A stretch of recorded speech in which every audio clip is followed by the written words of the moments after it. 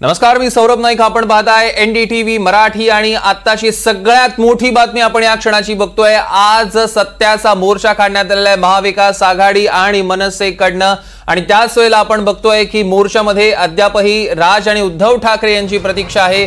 शरद पवारांची सुद्धा मोर्चात प्रतीक्षा आहे. मात्र काँग्रेस आणि राष्ट्रवादीचे नेते मोर्चा स्थळी दाखल झालेले आहेत. विजय वडेट्टीवार, बाळासाहेब थोरात या मोर्चात सहभागी झालेले आहेत. सोबतच सुप्रिया सुळे आणि रोहित पवार देखील मोर्चासही दाखल झालेले आहेत. मात्र अद्यापही राज आणि उद्धव ठाकरे बंधू या मोर्चात सहभागी झाले नाहीयेत, मोर्चास्थळी पोहोचले नाहीयेत. तर शरद पवारांची सुद्धा मोर्चात प्रतीक्षा आहे. आपण बघतोय या सगळ्याचे अपडेट्स आपण एनडीटीव्ही मराठीवर बघणार आहोत. हजारोंच्या संख्येने तिकडे लोक जमलेले आहेत. विविध पक्षांचे कार्यकर्ते आहेत, म्हणजे शिवसेना आणि ठाकरे गट आणि मनसेचे कार्यकर्ते आहेत. सोबतच महाविकास आघाडीचे कार्यकर्ते देखील मोठ्या प्रमाणात इथे जमलेले आहेत. सामान्य नागरिक सुद्धा जमलेले आहेत. आणि आता फक्त प्रतीक्षा ती राज आणि उद्धव ठाकरेंची. ते नेमकं कधी येणार आहेत हे जाणून घेऊया. आपले प्रतिनिधी अक्षय कुडकेलवार आपल्या सोबत जोडले गेले आहेत. अक्षय, आता या क्षणाला जिथे आहेत त्याच हॉटेलमध्ये राज आणि उद्धव ठाकरे थांबलेले आहेत. तिथूनच ते मोर्चाच्या स्थळी येतील.